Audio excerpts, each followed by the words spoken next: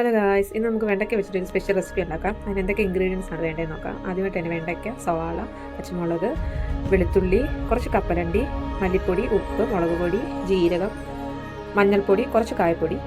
നമ്മുടെ പാൻ ചൂടായിട്ടുണ്ട്, അതിലേക്ക് നമുക്ക് ഓയിൽ ഒഴിച്ചു കൊടുക്കാം. അതിലേക്ക് നമുക്ക് കുറച്ച് പച്ചമുളക്, കുറച്ച് വെളുത്തുള്ളി, കപ്പലണ്ടി വെച്ച് നമുക്ക് ജസ്റ്റ് ഒന്ന് മൂപ്പിച്ചെടുക്കാം. ചെറുതായിട്ട് നമുക്കൊന്ന് വഴട്ടിയെടുത്തിട്ട് മിക്സിയിലിട്ട് അടിച്ചെടുക്കാം, പൊടിച്ചെടുക്കാം നമുക്ക് നന്നായിട്ട്.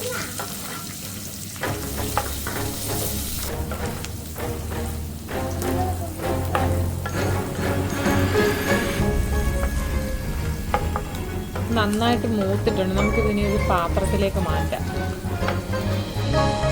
അതേ പാനിലേക്ക് നമുക്ക് കുറച്ചും കൂടി ഓയിൽ ഒഴിച്ചു കൊടുക്കാം.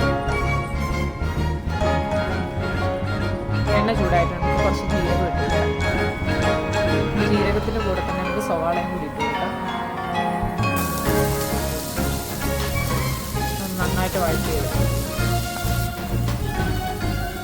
സവാള നന്നായിട്ടൊന്ന് വഴലാൻ വേണ്ടിയിട്ട് നമുക്ക് കുറച്ച് ഉപ്പ് ആഡ് ചെയ്ത് കൊടുക്കാം.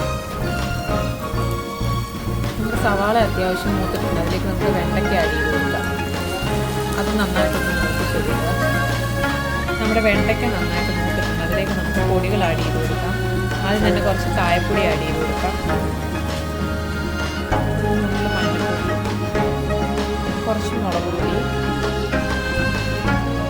അല്പം മല്ലിപ്പൊടി, കുറച്ച് ഗരം മസാല, ഒരു ഫ്ലേവറിന് വേണ്ടിയിട്ട് ഒരു അല്പം ഗരം മസാല ആഡ് ചെയ്തിട്ടുണ്ട്. എല്ലാം കൂടി നമുക്കൊന്ന് നന്നായിട്ട് മിക്സ് ചെയ്യാം. അവസാനമായിട്ട് നമ്മൾ ഓൾറെഡി മൂപ്പിച്ച് അരച്ച് വെച്ചിരിക്കുന്ന മിക്സ് കൂടി ഇതിലേക്ക് ഇട്ട് ഇളക്കിയെടുക്കാം. അപ്പം നമ്മുടെ സ്വാദിഷ്ടമായ വെണ്ടയ്ക്ക മസാല ഇവിടെ റെഡി ആയിട്ടുണ്ട്. നമ്മളെപ്പോഴും മെഴുക്കുവരട്ടിയും തോരനും ഒക്കെയാണ് വെക്കുന്നത്. ഇങ്ങനെ എല്ലാവരും ഒന്ന് ട്രൈ ചെയ്ത് നോക്കണം. നല്ല ടേസ്റ്റാണ് കഴിക്കാൻ.